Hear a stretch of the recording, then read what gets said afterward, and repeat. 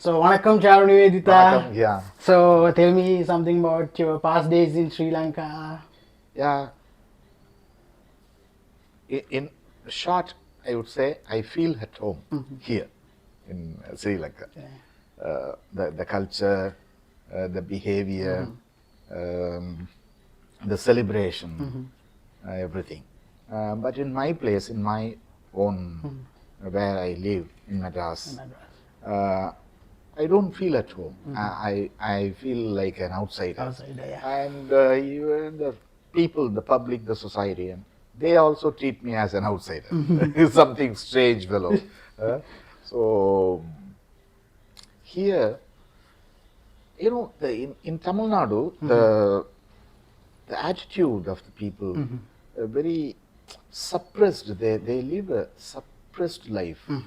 They don't know it. Don't know. They don't know. Actually, I feel like living in a Taliban state, because if the drinking alcohol is a very normal thing. If you feel happy or if you are with nice food, you can take. But in Tamil Nadu, you cannot take alcohol in a restaurant.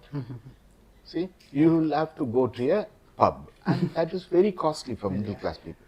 So they are suppressed, and the government is controlling the alcohol making thing, Yes. the producing. So they give very dirty thing, very low quality alcohol. Yeah. So people die, and families, disturbed. So many things. And in all other aspects also, cinema is another thing. Everywhere they breathe cinema, they worship cinema. Cinema is a religion for them, for the Tamils. Even here, the Sri Lankan Tamils, they live with the cultural imports, the Philistine culture, the Tamil cinema. The whole day they watch Tamil, or they hear the Tamil songs and say film songs, and they don't know anything about anything other than this. We produce a lot of good literature in Tamil and contemporary. Tamil literature is very high, equivalent to Spanish or French or Arabic. Very high literature, very strong literature. They don't know. The Sri Lankan Tamils don't know. They don't read. So these are, but with you, with the Sinhalese, I feel, this is my land. Though I think in Tamil, that kind of homeliness. So, Charu, my first question is, what about your genealogical route? Genealogical roots, yeah. I always say that I am a product of German cinema, particularly German female directors. When I watched these German films during the late 70s and the whole of 80s, from 1978 to 1990, to 12 years I was in Delhi, watching German films, almost 3 films in a week, and other European films. One poet, I forgot his name, he is from Serbia, now he is no more. He told me, there is no use of your translating your writing into English. He said, you are the most fit person for German people, he said. So at that moment, I could connect my this thing, the thread between my, you asked me who the genealogical thing. And of course, our French masters, I would call him a master, but the Marquis de Sade, that Father of the sadism. he inspired me in my thoughts and writing and all that. So these things, and later stage, Georges Bataille. These people are the, genealogical. I have, okay, I have the Tamil roots also, the poetics, the lyricism, the harmony and music and everything, the rich language. People say that after Bharati, the Charu is the one who revolutionized the language. Who the language is very poetic. My language. After Bharati, this thing I got it from my ancient, my traditional bhakti poet, the devotional. You can't say devotional. We call it bhakti. Bhakti will be a nice, correct word for that. Particularly Andal, poets like Andal is a 7th century poet. So this is my background. So my second question is, in your childhood, you were living in Nagar. Yeah, am I right? I was in that. Yeah. So tell me how you were inspired to become a writer. Okay. In my childhood, I was very weak physically, so I had to spend my time reading books. I could not go out with the other boys, and it was not possible. So when I went out once, I broke my hand. So these things are. So I was an introvert, basically, biologically. I was alone all the time, sitting, looking at something, for hours together. Then I got books from the library movement. They introduced the library movement, the government. So I could get all the literature books and pulp fiction, everything. I started with pulp fiction, and I wrote some stories also. Then I switched on to literature, serious literature. Then somehow I started writing at the age of 18 or so. So my next question is, could you describe the literary genre you representing as a writer? Pardon? The literary genre? You representing as a writer. Your genre and something. Okay. Genre. Because of the European cinema, I would have taken this style of non-linear writing. There are no sentences in my initial stories, no sentences, all broken words. You have to work hard to go into the text. So that was the first text, the non-linear text. I thought that it's a contribution to the world literature, the Tamil's contribution. But later stage, I came to know about Ronald Sukenik and Donald Barthelme and Pierre Guta, the French writer, William Burroughs and all these guys. They also write in a non-linear way, but very few. You can count. Very few people. Ronald, especially Donald Barthelme and Ronald Sukenik of US people. So I thought, there are some fellow travelers like me. And the important thing is, I would have got this genre from, as I told you, from European cinema, especially Godard, the Jean-Luc Godard, the French director. In English, we are called him Godard. Godard. Yeah, in Tamil Nadu also they call Godard, but the French pronunciation is Godard. Godard. Yeah. So this is how it happened, but it was very new to the literati. That's fellow writers, fellow Tamil writers. They did not first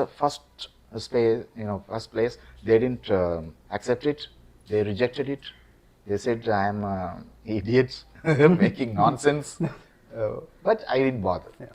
I had my readers, my readers circle. There were very few people, but they respected me, they celebrated my writing, all that. It was like a carnival, the textual carnival. Carnival. We can't say sexual carnival. Yeah, but it's a textual carnival. So it happened like that. Charu, you said you feel our country like your home. So can you explain it more? Oh yeah. Tamil Nadu is the one of the very few places in the whole world that they restrict the sexual freedom of young people or whatever, old or any. The thing is, you cannot go with your girlfriend or partner and stay in a hotel. They will ask you the marriage certificate. You cannot go with a girl. She should be your wife, legal wife. Legal wife. Yeah. You know, so you can imagine how much sexual suppression the society has been suffering. You know, the youngsters and even the elders. That's why the middle class people, they have started going to Thailand. As it's called a sex tour. You know, when I went to Thailand, I saw a long queue in the brothel, full of Tamilians. Tamilians, yeah. So, once you know who is Kamal Hassan, Yeah. a famous Tamil actor. Yeah. He once said he is not able to go to stay in star hotels with his lady partner. They ask marriage certificate from him. He doesn't believe in the marriage institution. So he is living with he's with his girlfriend or so, but he is not able to stay in a hotel. If it is the situation is like this for a famous actor for Kamal Hassan, and what about the middle class and the students, the teenage people and or the guys who have passed 21, the youngsters, where they will go? I have seen in the roads that the girls and boys will be touching and like this for hours together. For hours, I used to watch what's going on here. So the sexual suppression, it makes them diseased, suppressed. That's why the people are very conservative, and they are not living a healthy life, mentally and physically. So they get everything through the screen, film screen. So what a mad society it is. You are not feeling anything sensually, physically, and you are watching everything on the screen. So how sad it is. Nowhere in the world, in some Arab countries, like Saudi Arabia or the Taliban-controlled states, except these places, everywhere is the sexual relationships, sexual life is very good, and this is the most Talibanized society, the Tamil Nadu. Only in Tamil Nadu, not in Karnataka or Maharashtra. No other states have this kind of thing. These people think that they have the virtuous thing called chastity and all, the Victorian morality. The ancient Tamils were not like that. Were not like these people. They were enjoying life. There is a poet called Abhayar. She sings a lot of songs, enjoying life, drinking toddy with the king, Adiyaman. King's name is Adiyaman. Adiyaman, yeah. She narrated her experiences drinking toddy with the king. The ladies drinking. Now no woman is drinking, and it's a sin. It's not even a taboo. So the sexual suppression, I find it very strange thing happening in Tamil Nadu. Here I feel at home. That's why I said It's a free country. Everybody is happy, you know. So this is one very sad thing.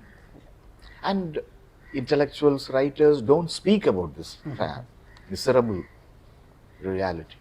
They don't speak. They keep mum. So if I speak, they say, Charu is a sex writer. You bloody idiots. You don't have sex. You are living without sex. Asexual. So my next question is, you have mentioned at many instances that you have been an outcast of your society. How have you been dealing with that society? Frankly speaking, I don't bother about the surroundings.